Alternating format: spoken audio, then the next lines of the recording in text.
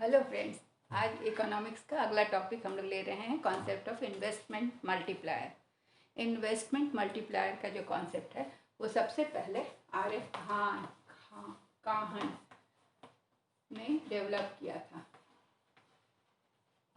R.F.. काहन ने develop किया था अपनी किताब, उन्होंने एक आर्टिकल पब्लिश किया था। इसमें लिखा था कि the relation of home investment to unemployment, the relation of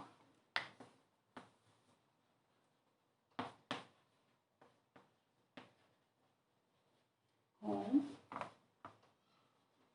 investment to employment। R F. Kahn ने अपने article the relation of home investment to employment में एक पहला कॉन्सेप्ट दिया था। मल्टीप्लायर का कॉन्सेप्ट सबसे पहले आर.एफ. खान ने अपनी आर्टिकल इसमें relation of home investment to employment में दिया था, और केन्स ने उनसे आइडिया लेकर अपना इन्वेस्टमेंट मल्टीप्लायर का थ्योरी दिया। तो केन्स का थ्योरी इन्वेस्टमेंट मल्टीप्लायर के नाम से जाना जाता है, और काहन का था एम्प्लॉयमेंट मल्टीप्लायर। तो हम आज पढ़ेंगे इन्वेस्टमेंट मल्टीप्लायर। ये जे.एम. केन्स ने दिया था। ये कॉन्सेप्ट जे.एम. केन्स का है, जिन्होंने आर.एफ. काहन के एम्प्लॉयमेंट मल्टीप्लायर कॉन्सेप्ट से लिया था। तो जे.एम. केन्स ने मल्टीप्लायर को इस तरह से डिफाइन किया है अपनी किताब में, the general theory of employment, interest and money. Keynes की किताब का नाम है, बहुत फेमस बुक है, द जनरल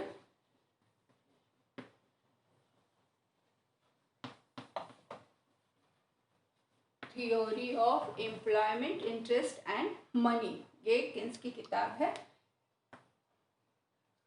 एम्प्लॉयमेंट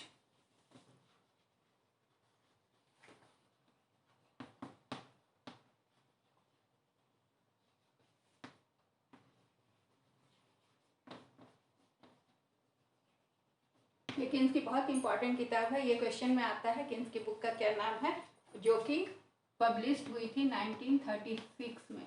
इस पुस्तक में उन्होंने अपने थ्योरी इन्वेस्टमेंट मल्टीप्लायर का जिक्र किया था, या मल्टीप्लायर को डिफाइन किया था। उन्होंने कहा था कि इन्वेस्टमेंट मल्टीप्लायर हमें बताता है, tells us, investment multiplier tells us that when there is an increment in aggregate investment, income will increase an amount, मतलब income will increase by an amount which is known as K, and which is K times of investment, K times of increase in investment। इसको मतलब अगर हिंदी में समझते हैं हम कि जब किसी इन्वेस्टमेंट में, एग्रीगेट इन्वेस्टमेंट जब बढ़ता है, इन्वेस्टमेंट क्या होता है, किसी कंपनी में पूंजी लगाई जाती है, जब इन्वेस्टमेंट बढ़ता है तो इनकम भी बढ़ता है।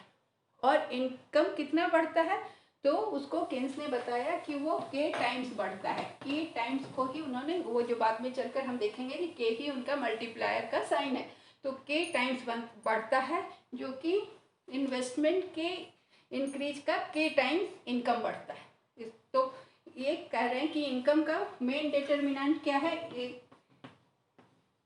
इनकम का मेन डिटर्मिनेंट किससे इनकम होता है, तो इन्वेस्टमेंट इंक्रीज करता है इनकम को। इन्वेस्टमेंट से इनकम इंक्रीज होता है और डिक्रीज होता है। जब इन्वेस्टमेंट डिक्रीज हो जाता है तो इनकम भी डिक्रीज हो जाता है। तो इसको हम कैसे बताएंगे, तो इन्वेस्टमेंट में इंक्रीज से जो फाइनल इंक्रीज या डिक्रीज इनकम में जो होता है, एक बार अगर इन्वेस्टमेंट बढ़ गया तो वो इन्वेस्टमेंट कैसे होता है, इसको हम समझते हैं एक उदाहरण से। कि सपोज किसी फैक्ट्री में इन्वेस्टमेंट बढ़ा, कपड़े की फैक्ट्री में इन्वेस्टमेंट बढ़ा दिया गया, तो इन्वेस्टमेंट बढ़ा तो वहाँ के लोगों का इनकम बढ़ा ना, और वो इनकम बढ़ा तो वो बढ़ा हुआ इनकम क्या करेंगे, वहाँ के लोग फिर दूसरे इंडस्ट्री की चीज़ों का डिमांड करेंगे, दूसरे कपड़ा वाले जूता के इंडस्ट्री का, तो परफ्यूम के इंडस्ट्री का, तो सूटकेस का इंडस्ट्री, जितना तरह का इंडस्ट्री है सब जगह उनका डिमांड बढ़ेगा, क्योंकि उनकी आय बढ़ी है। तो ये जो डिमांड बढ़ेगा तो वहाँ भी इन्वेस्टमेंट बढ़ेगा, फिर वहाँ पैसे मिलेंगे उनको, तो उनका इनकम इंक्रीज होगा। फिर अगला जो जूता और कपड़ा, परफ्यूम और सूटकेस वाले इंडस्ट्री हैं, उनका भी इनकम बढ़ा, तो वो फिर जब उनका इंक्रीज्ड इनकम होगा, वो फिर दूसरे इंडस्ट्री की चीज़ों का डिमांड करेंगे, तो ये एक सिलसिला चल पड़ेगा। तो इनिशियल इंक्रीज इन इन्वेस्टमेंट क्या करता है, many fold increase in income करता है। तो there is many times increase in income with the initial increase in investment. तो जब भी इनिशियल इन्वेस्टमेंट बढ़ता है, किन्स का कहना है, तो इनकम बहुत मेनी टाइम्स इनकम इंक्रीज होता है। तो अल्टीमेट या फाइनल इंक्रीज जो इनकम में होता है, किन्स का कहना है कि ultimate increase in income due to initial increase in ultimate increase in investment, increase in income due to initial increase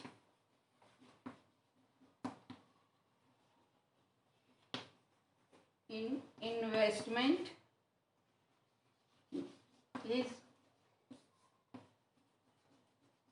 is known as investment multiplier. तो क्या है कि पहले कहाँ इंक्रीज होता है, इन्वेस्टमेंट में, उसके बाद फाइनल इंक्रीज होता है, अल्टीमेट इंक्रीज जो होता है इनकम में, उसे इन्वेस्टमेंट मल्टीप्लायर कहते हैं। इसको एक एग्जांपल से समझाया है कि सपोज अगर किसी भी कंपनी में या कहीं भी इन्वेस्टमेंट 2 करोड़ का इन्वेस्टमेंट किया जाता है, ठीक है, इनिशियल इन्वेस्टमेंट हुआ 2 करोड़, और ये इन्वेस्टमेंट इनकम को बढ़ाता है बाय 10 करोड़। ये 2 करोड़ का इन्वेस्टमेंट इंक्रीज करता है 10 करोड़ इनकम। तो मल्टीप्लायर क्या होगा यहाँ, 5 टाइम्स इंक्रीज हुआ इनकम, इसलिए यहाँ मल्टीप्लायर 5 होगा। अगर मान लीजिए कि 2 करोड़ का इन्वेस्टमेंट अगर 4 करोड़ इंक्रीज करता है, 10 करोड़ किया तो 5 हुआ। यहाँ पर के मल्टीप्लायर को उन्होंने के से बताया है, तो यहाँ 5 होगा। अगर ये 4 करोड़ इंक्रीज करता है तो मल्टीप्लायर क्या होगा, 2। तो initial increase in investment and final increase in income, फिर initial increase in investment, final increase in income, इसको इन्वेस्टमेंट मल्टीप्लायर के नाम से जाना जाता है। तो इसलिए कहते हैं कि इनिशियल इंक्रीज जो होता है इन्वेस्टमेंट में और फाइनल इंक्रीज जो इनकम में होता है, उसको मल्टीप्लायर या इन्वेस्टमेंट मल्टीप्लायर के नाम से जानते हैं, और इसको के से बताते हैं, ठीक है। तो ये कैसे चलता है, इसको हम देखते हैं। चेंज इन इन्वेस्टमेंट, पहले क्या होता है, चेंज इन इन्वेस्टमेंट,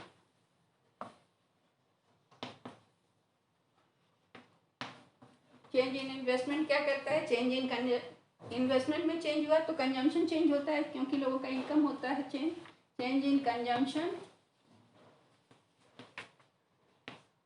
और कंजम्पशन में चेंज होने से क्या होता है कि हम दूसरे जगह का aggregate income change in aggregate income,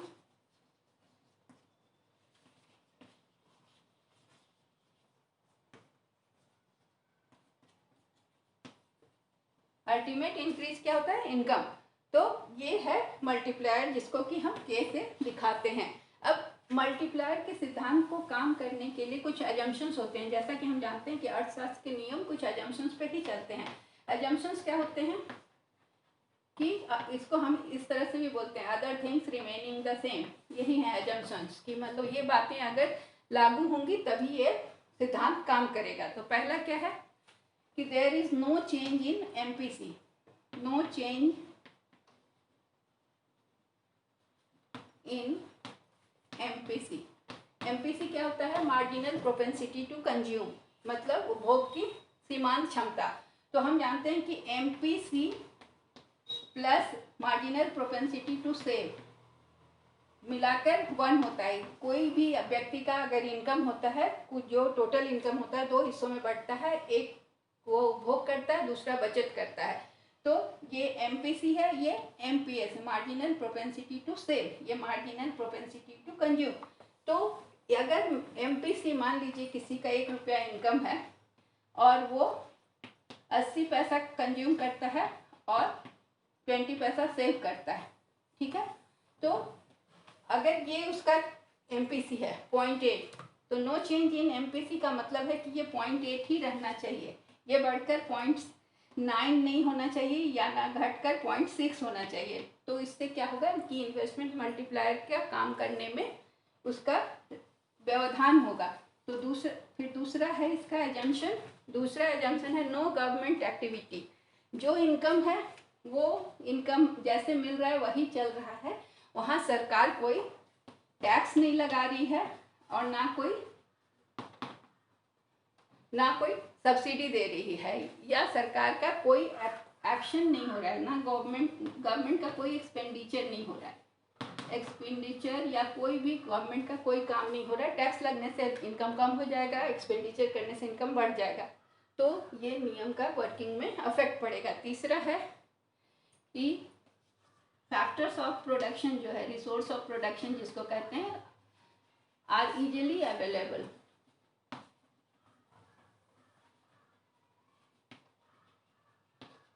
easily available का मतलब फुल एम्प्लॉयमेंट नहीं है, इसका मतलब कि सारे factors of production fully employed नहीं है। तो जब भी डिमांड बढ़ेगा तो क्या होगा, इन्वेस्टमेंट बढ़ने से जो डिमांड बढ़ेगा तो उसका सप्लाई भी बढ़ जाएगा, क्योंकि हमारे पास रिसोर्सेज या फैक्टर्स ऑफ प्रोडक्शन अवेलेबल हैं। फिर अगला है assumption no change in price. Price में कोई परिवर्तन नहीं होना चाहिए, क्योंकि प्राइस चेंज होने से फिर क्या होगा कि इनकम का इन्वेस्टमेंट पर असर पड़ेगा। फिर है कि economy is closed. Closed economy का क्या मतलब हुआ कि बाहर से कोई संपर्क नहीं है, कोई व्यापार या इंपोर्ट एक्सपोर्ट नहीं हो रहा है जिससे कि प्राइस को अफेक्ट किया जाए। फिर अगला है there is surplus capacity in the economy या consumer goods industry. Surplus capacity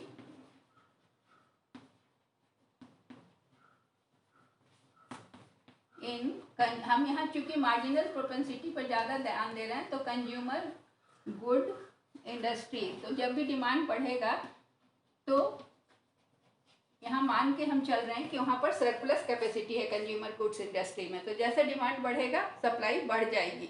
उसके बाद इकोनॉमी क्या है,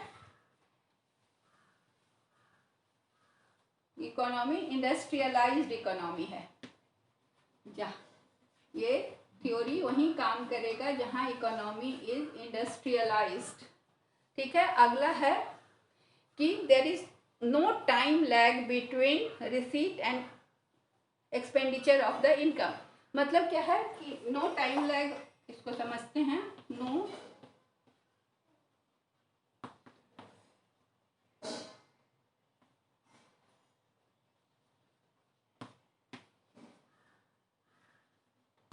receipt and expenditure of income. मतलब कि जो इनकम हुआ उसको तुरंत खर्च कर दिया जाए, तभी तो इन्वेस्टमेंट मल्टीप्लायर काम करेगा। अगर लोग पैसे को रोक लेंगे या टाइम लैग हो जाएगा, बचा के रख लेंगे, तो ये थ्योरी काम नहीं करेगा। तो ये तो सारा हुआ इसका एजम्पशंस। अब हम देखते हैं कि कैसे कैलकुलेट होता है इसका वैल्यू। तो मल्टीप्लायर का जो वैल्यू है वो किस पर डिपेंड करता है, value of multiplier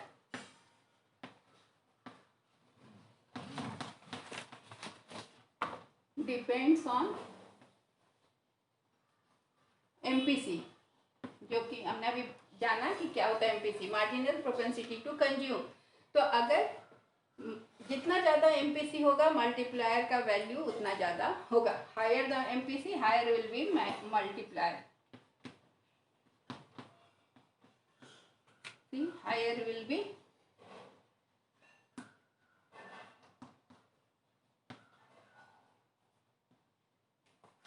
the value of multiplier.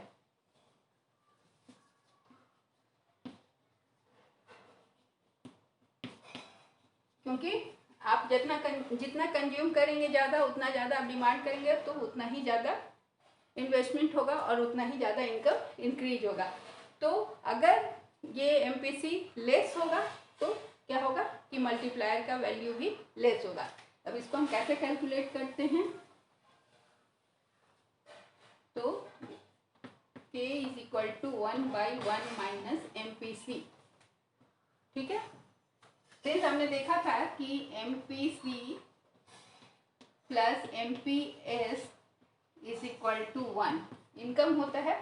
तो अगर हमको MPC जानना होगा तो 1 माइनस MPC क्या हो सकता है, यहाँ अगर हम करें 1 minus MPC will be MPS, marginal propensity to save. तो इसकी जगह पर हम और क्या लिख सकते हैं, MPC 1 माइनस MPC, इसको हम ऐसे भी लिख सकते हैं 1/MPS, इस तरह से भी लिख सकते हैं ना, 1 minus MPC is equal to MPS। तो अगर हम इसको एक उदाहरण से समझते हैं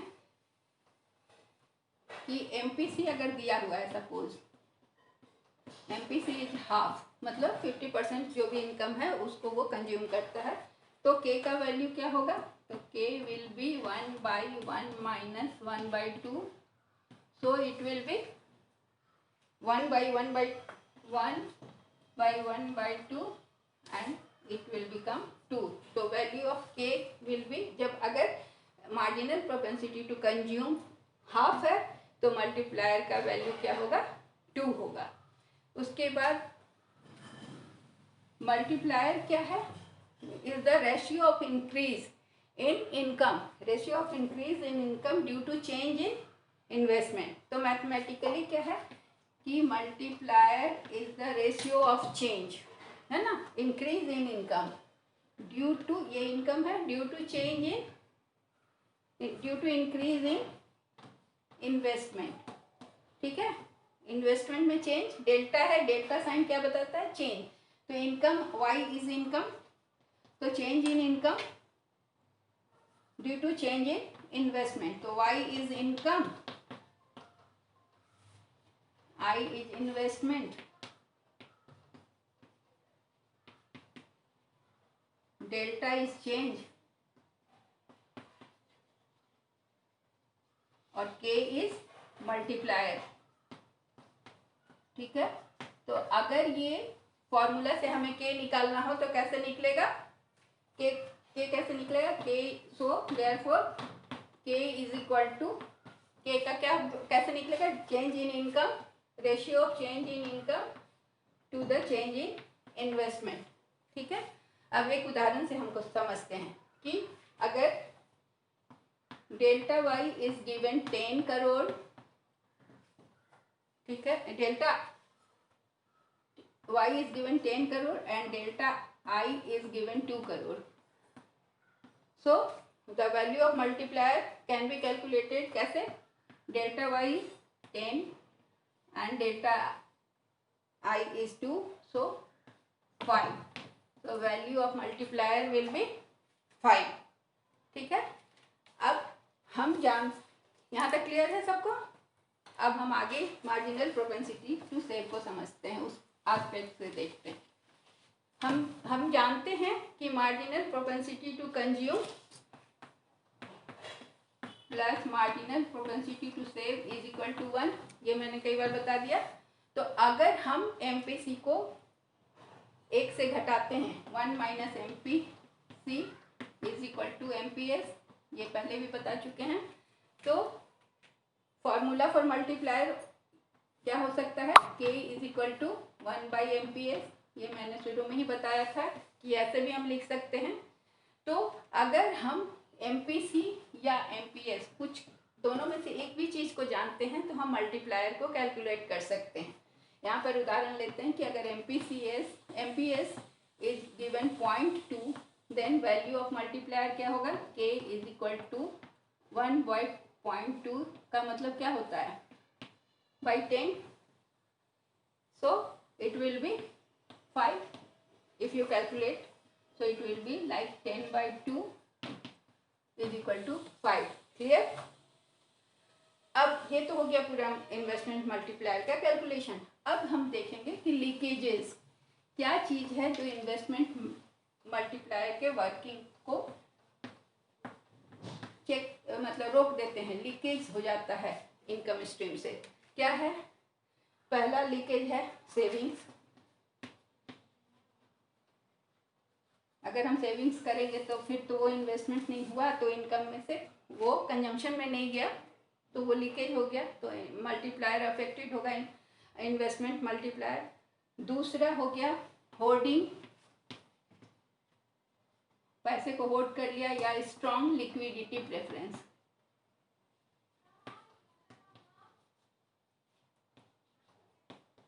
लिक्विडिटी प्रेफरेंस इसको हम समझते हैं. ये लिक्विडिटी प्रेफरेंस क्या होता है? या तो पैसा को लोग होल्ड करके रखते हैं, तो वो खर्च नहीं हुआ, तो वो स्ट्रीम में नहीं गया, इकोनॉमी में इन्वेस्टमेंट नहीं हुआ, तो इससे भी इनकम इंक्रीज में अफेक्ट होता है. दूसरा स्ट्रॉन्ग लिक्विडिटी प्रेफरेंस, कुछ लोगों को कैश रखने की आदत होती है, वो प्रेफर करते हैं कि कैश मनी हाथ में रहे, तो वो अपने को अच्छा फील करते हैं, उनको लगता है कि किसी भी आड़े वक्त के लिए हम तैयार हैं. तो अगर ये हाल रहता है तो भी मल्टीप्लायर अफेक्टेड होता है, इन्वेस्टमेंट में कमी होती है. तीसरा है पेइंग ऑफ ओल्ड डेब्ट. मान लीजिए किसी का इनकम बढ़ रहा है इन्वेस्टमेंट की वजह से, और वो पैसे को ले जाकर अपने कर्ज को चुका देता है, तो फिर वो कंजम्पशन में नहीं गया, तो इस तरह से ये लीकेज हो गया. अगला है इन्फ्लेशन. इन्फ्लेशन में क्या होता है कि किसी भी चीज़ के लिए हमको ज़्यादा पैसा देना पड़ता है, क्योंकि पैसे का मूल्य कम हो जाता है, तो ये भी हमारे कंजम्पशन को कम करता है, क्योंकि इन्फ्लेशन में बढ़े हुए मूल्य में खरीदने से पहले जो चीज़ें हम ज़्यादा खरीद पाते थे वो चीज़ें कम खरीद पाते हैं, तो डिमांड कम हो जाती है, तो इससे क्या होता है कि इसका मल्टीप्लायर इफेक्ट नहीं होता है. अगला है इम्पोर्ट्स. अगर हम इम्पोर्ट्स